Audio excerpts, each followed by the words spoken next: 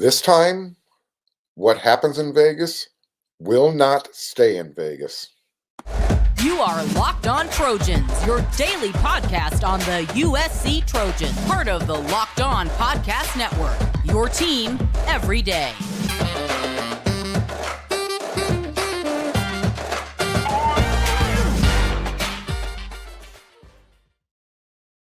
Fight on, everyone. I'm your host, Marc, and thank you for making Locked On USC your first listen every day. Whether you like to watch on YouTube or wherever you like to download your podcast, we are free. And I want to thank everyone for coming along for the ride. Hope you're enjoying the show. And if you haven't already and you're watching on YouTube, do me a favor, hit that subscribe button. It means a lot. And to those of you who already have, thank you. All right, so this episode of Locked On USC is brought to you by Omaha Steaks. Omaha Steaks is a gift from the heart, a gift that will be remembered with every unforgettable bite. Order with complete confidence today, knowing you're ordering the very best. Visit omahasteaks.com. Use promo code LOCKEDON at checkout to get that extra $30 off your order. All right, so what happens in Vegas and stays in Vegas? You've all heard that saying. Well, that applies to the 2001 Las Vegas Bowl between USC and Utah. USC lost that game. That was the year that an 8-4 Utah team, who this year they're one win better, 9-3. They took on a 6-6 USC squad. Pete Carroll's first year at USC. And I was there that weekend. USC lost the game 10-6. It was on Christmas Day. And I knew they were going to lose the night before, Christmas Eve. When I'm on the casino floor after midnight and I'm seeing a bunch of the players on the casino floor after midnight, and some of them not in the best of condition, I knew that the next day was going to be a long day. It was an ugly, sloppy game. Utah held on to win 10-6. They recovered, I believe, a touchdown in the end zone for the only offensive score. It was literally a really bad game. The fact that I sat through there in Sam Boyd Stadium, never again. Never, ever again. So you want to know why it's going to be different this time? Let me tell you why. Number one, it's not the Vegas Bowl. This time around, USC was, again, they weren't playing in some meaningless, crappy bowl game in Sam Boyd Stadium. They're playing with, I think what Lincoln and Caleb called it, it's a ring game. Playing for a championship. And they also have a little bit of revenge on their minds. That's not the front, but that is going to be a lot of their motivation. If you think about it, this game is also about that 1-point loss that USC suffered on October 15th at Rice Eccles Stadium on a 2-point conversion when USC wasn't completely healthy on defense or on offense, if you want to take it on both sides of the ball. Well, this game, Eric Gentry is back, healthy. Shane Lee, he isn't going to be playing with a giant clubbed right hand trying to tackle people at the linebacker spot. And Tuiapelotu and Alex Grinch are going to figure out a way to slow down Utah's tight end, Dalton Kincaid. If they can't, someone get them a phone number to an associate of Tanya Harding, maybe Jeff Galooly. I'm kidding. I don't wish injury on anybody. Just a little joke. Relax. Point being, they need to figure out a way to stop Dalton Kincaid, and by any means necessary, legally, put the disclaimer out there. Jordan Addison, in that game that USC lost by 1 point, he was tearing up the Utah secondary. I believe he had over 100 yards before he went down with his injury. I anticipate him healthy and tearing up that same Utah secondary in Las Vegas on the big stage. That's why he came to USC, for this type of opportunity. Um, so I think this time around he'll go over 100 yards again as well. Austin Jones, he's kind of on a tear right now. I think he's going to want to make sure Travis Dye gets a win over the Utah Utes. Understand Travis won't be able to play, but he will be wearing the same colored uniform of the team that will win. That counts, right? Sure. In that game, by the way, Travis Dye, he rushed the ball 11 times, 76 yards. So it's not like USC wasn't able to run the ball when they wanted to. And right now they're running the ball when and how they want to. Caleb Williams in that first game, he put up Heisman-like numbers. 25 for 42, 381 yards, 5 touchdowns. Well, that was then. It's pretty much assumed that he has already won the Heisman this year based on his last 2 games. I anticipate him putting a big old fat exclamation point on a certain Heisman Award, USC's number 8.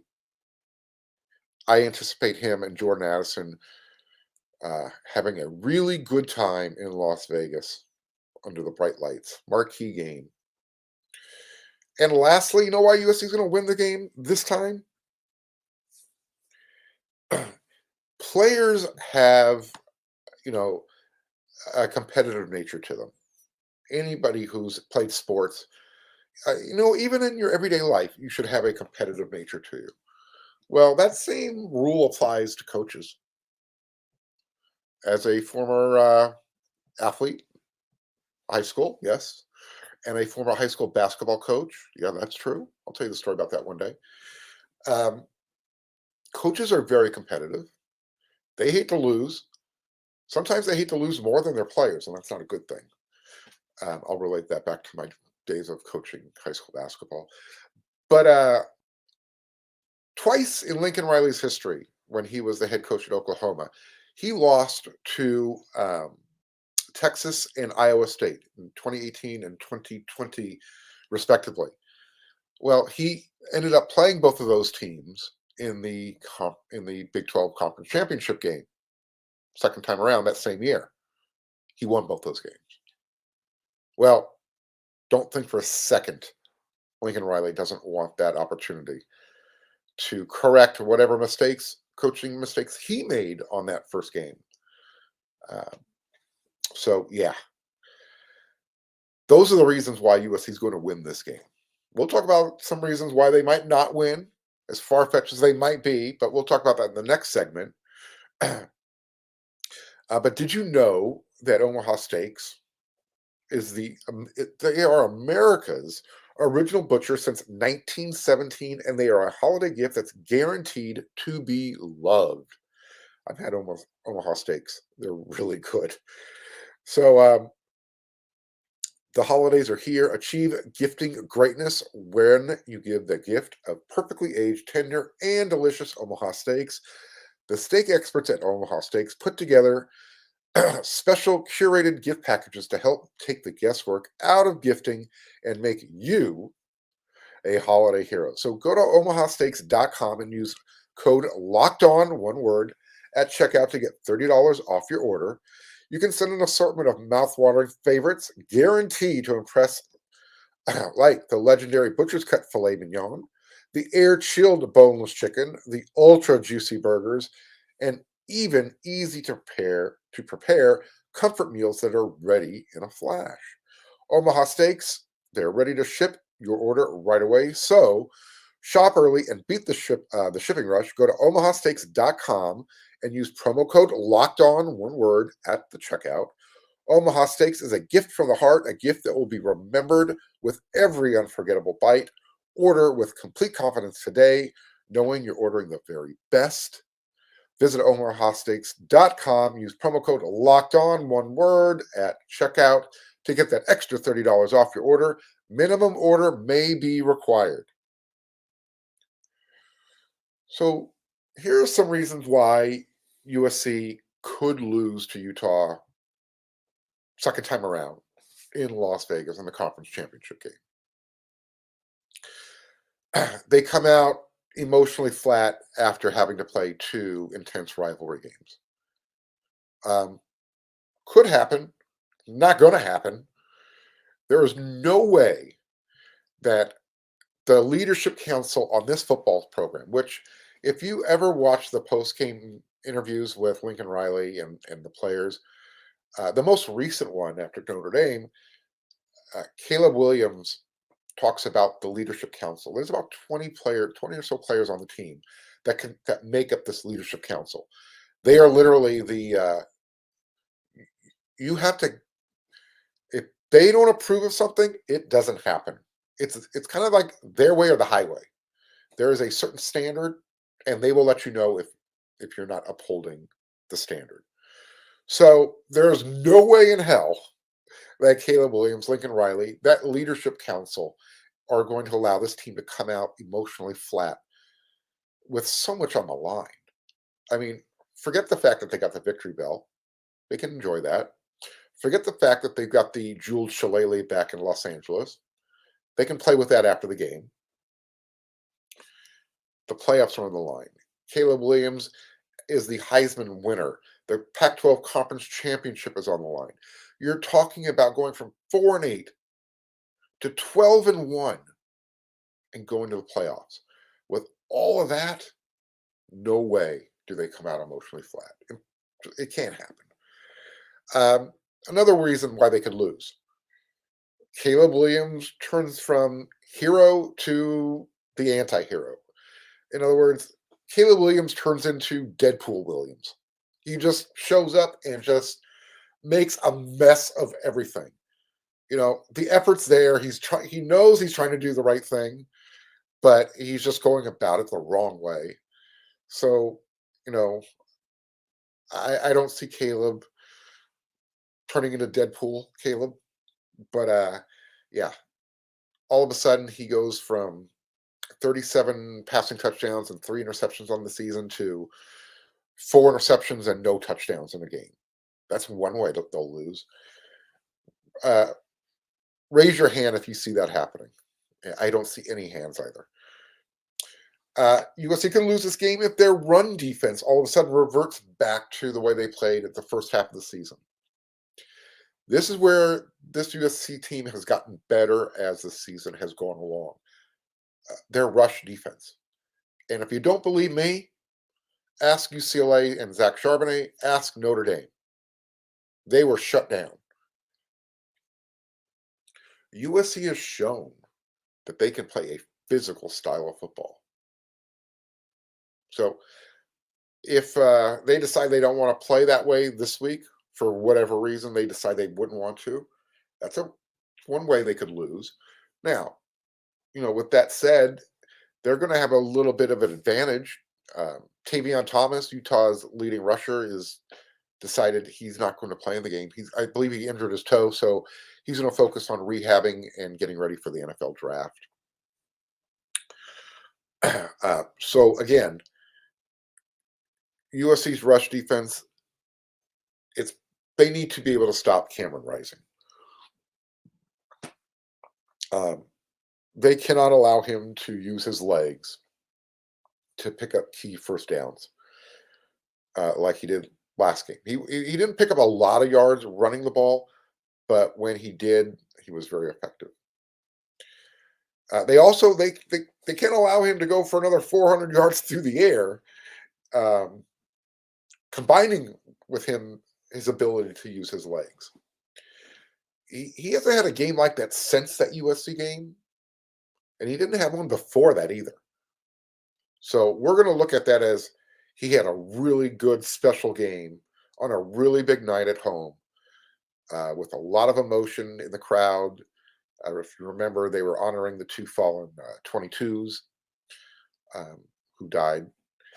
So it was, and won't go into all the other perfect storm stuff, but there was a lot of emotion in that stadium, and Cameron Rising, Utah's quarterback, he fed off of it, and he literally willed that team to victory. But USC is going to crush that will early. They have to. They don't. Cam Rising, he's got nothing to lose. I mean, they're going to the conference championship game, or they're probably going to have to settle for the Alamo Bowl. So he's going to lay it all on the line, and he's the type of player who he'll sacrifice his body, and USC is going to have to match that intensity because he's going to bring it. I mentioned Tavion Thomas. He's going to be out for the game. So again, talking about Cam Rising, don't let him turn into Caleb Williams. There's only one Caleb Williams. We don't need an imitation out there. Take him out of the game. Don't hurt him. I mean, I don't want to see him leave the game. I shouldn't have to clarify this, but for those out there who would just jump on this type of stuff, when I say take him out of the game, make him ineffective. And it's football. Hit him hard. Oh, this would help. USC can lose the game if they allow their tight end, Dalton Kincaid, to go grab another 16 catches for, 238 yards. That can't happen again. Okay, look, you saw him the last time. You just saw Notre Dame's Michael Mayer, who had a nice game. He's an NFL tight end, possible first-round draft pick. We'll see how that works out, but he's really good. Okay, well, of those 238 yards that Dalton had in the first meeting, about 100 of that came after the catch because USC's defense had some really bad tackling. So if Dalton is still going to be primary target 1, 2, and 3, which he should be, I mean, he's good, just tackle him. Don't let him get the 100 yards after catch. If you allow that to happen, Utah's they're going to believe. They're going to feel like, all right, we can still play with this team. You gotta make them believe that they can't play with you. You had them beat in Rice Eccles. You had them beat until other things got involved. Oh, here's another way USC could lose. All of a sudden, USC's offensive line becomes trash all of a sudden. They have been dominant all year. They have been opening holes for the running game. They have been protecting Caleb Williams. They have kept the penalties to a minimum, and they've been doing this with shuffling players around. I've mentioned this throughout the season. There is only one player on that offensive line right now who plays that does not require off-season surgery. They're all pretty banged up. And against Notre Dame, Voorhees had to come out of the game again. They moved players around. They were still very effective. So unless this offensive line all of a sudden just becomes hot garbage, I don't see that happening. That would be another way for USC to lose. Where all of a sudden now Caleb Williams is getting sacked every other play, and USC can't run the ball. Not going to happen. The other reasons. Here's the outside influences. This is the conspiracy theory. George Kliavkoff, Pac-12 commissioner, sets the wheels in motion. Now, look. Everybody knows there's a little bit of acrimony. I don't want to say animosity, but there's some tension between USC, UCLA, and the Pac-12 and the commissioner. Things were said at Pac-12 Media Day, beginning of the season. Things have been said since. I've made some allegations, and I'll stand by them. It's going to be rough, knowing that the conference's best team is leaving. And you're going to have to hand them a conference championship trophy, possibly at the end of this game, and then shake their hand and say, hey, go win the playoffs and do well for us. Man. Oof. I don't know. For me, that would be like going to my ex's wedding and having to sit there and have them tell me how much they love me. I don't know. It's just it's an awkward situation. Yeah, I don't know. It's just so what I guess what I'm getting at here is the officiating. It could be involved, like it was last time. The chances of seeing two roughing the passer penalties called against USC that hurt USC and have the same type of impact that they did in the previous game should be slim and none. But this is Vegas, and anything can happen, I suppose. That's my concern is the officiating can get involved again when they shouldn't. So that's my George Kliavkoff connection. Is he puts out the mandate? Hey, let's whatever we need to do to keep this game close. Uh, but USC can take care of that by just putting a foot on Utah's neck and just performing and executing flawlessly, winning big, where the officiating can't even be involved. So, yeah, I think it would be great to have to look at the Pac-12 commissioner have to hand over a trophy to athletic director Mike Bone, Lincoln Riley, the head coach, and know that the team that was anticipated to win preseason, selected by the media, Utah, they got there, they lost, and they're going to be part of the Pac-10 going forward, while USC is moving on to greener pastures, and they're leaving on a high note. Like I said, it's going to be really awkward. So yeah, we'll see how that goes. And of course, we could talk about. Well, we don't talk about the I word that can pop up again. That could play a role in the game. But let's just put it this way: if USC lost that game by 1 point in Utah on a 2-point conversion. Eric Gentry was on the sideline after he hopped off the field trying to pump the team. Shane Lee was playing with a clubbed hand. They had lost Jordan Addison earlier in the game offensively.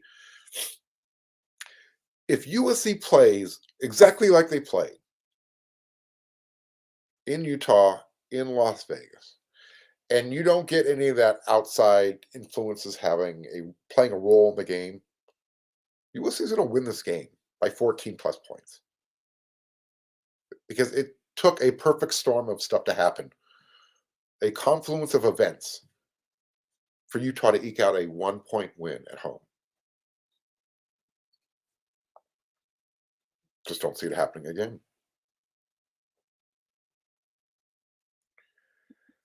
So the crowd in Las Vegas, before we get out of here, is it going to be a pro-USC crowd or a pro-Utah crowd? I hate to admit it. I think the Utah fans are going to travel better. They're a more passionate fan base than the USC fan base. It's hard to admit. USC has a very passionate fan base, but it's a different type of passion. It's a bandwagon passion. So there's a couple other outside influences that might play a role in this game as well, as far as the crowd is concerned. This is going to be a really busy weekend in Vegas. There's an Amazon convention, from what I understand. There's a rodeo, and there's the Pac-12 Conference Championship game.